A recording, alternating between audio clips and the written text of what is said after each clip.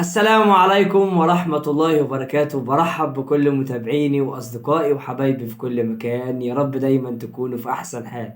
كل سنة وحضراتكم بخير. الأهلي المونديالي يطير إلى ميامي، جاي لك يا ميسي، جاي لك يا نجم العالم. الأهلي طبعا سافر منذ ساعات إلى أمريكا، إلى ميامي. إن شاء الله بإذن الله يوصلوا بالسلامة. البعثة هتوصل إن شاء الله في تمام الساعة 4 الخميس إن شاء الله بإذن الله في فندق الإقامة في ميامي إن شاء الله. نتمنى التوفيق إن شاء الله للنادي الأهلي، ويشرفنا كالعادة إن شاء الله، ويعمل بطولة عالمية كعادة كعادة النادي الأهلي دايما دائما وأبدا إن شاء الله. نذكر حضراتكم مرة تانية بقائمة النادي الأهلي التي سافرت إلى التي سافرت إلى أمريكا.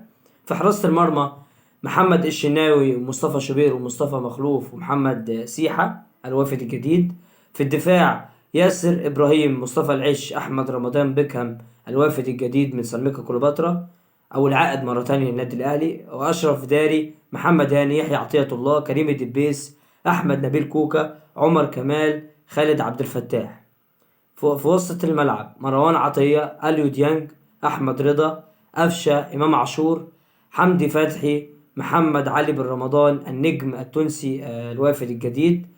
في خط الهجوم جراديشار، وسام أبو علي، طاهر محمد طاهر، تريزيجيه، أحمد سيد زيزو، أشرف بن شرقي، وحسين الشحات. دي القايمة أو دي البعثة اللي اتجهت بحول الله إلى أمريكا. كل أمنياتنا إن شاء الله بإذن الله الأهلي يعمل بطولة عالمية إن شاء الله. المباراة طبعا الأولى إن شاء الله هتبقى يوم 14 إن شاء الله 14/6.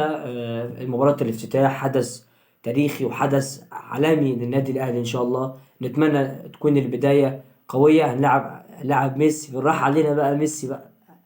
يعني كل أمنياتنا طبعا الطيبة للنادي الأهلي. في السياق تاني طبعا يا جماعة، قصة زيزو والدوشة والحكاية والرواية والشد والجذب وبتاع. هو الزمالك عايز يوصل لإيه؟ كل شوية بيان. يا عم في إيه؟ أنت نادي كبير، عيب يا جماعة. نادي الزمالك نادي كبير، عيب يا جماعة، مش ممكن والله. كل شوية بيان والقصة والحكاية، كل ده عشان تعطل زيزو إن هما ما يسافرش مع الأهلي في كأس العالم. ما خلاص انت ما وصلتش لحل مع اللاعب بتاعك وما جددش معاك، خلاص يعني الموضوع عرض وطلب، خلاص ما وصلتش لحل. انت مستفيد ايه؟ خلاص كده قصة قفلت. وبعدين انت دلوقتي عمال تقول لي نهاية الموسم مع الرابطة ومش عارف ايه. لا، نهاية الموسم وزي ما الخطاب اتبعت من اتحاد الكورة وقال لك نهاية الموسم و5/6. خلاص نهاية الموسم النهاردة، خلاص احنا عدينا الساعة 1 خلاص. نهاية الموسم النهاردة. زيزو هيتأيد يوم 6، والإعلان تقريبا هيبقى يا أول يوم العيد يا تاني يوم العيد بنسبة كبيرة، خلاص قولا واحدا. فإيه القصة بقى تفضل تقول لي بقى نهايتنا الرابطة ومش عارف إيه والحلة؟ دي الخلاصة يا جماعة بتاع زيزو. عشان زهقنا.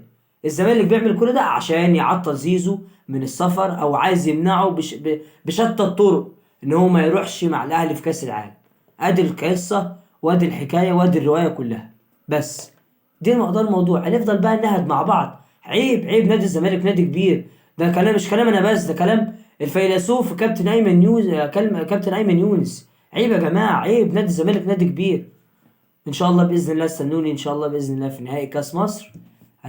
طبعا نشوف مباراه، نتمنى تكون مباراه كبيره ان شاء الله. وكل امنياتنا للنادي الاهلي بالتوفيق ان شاء الله باذن الله.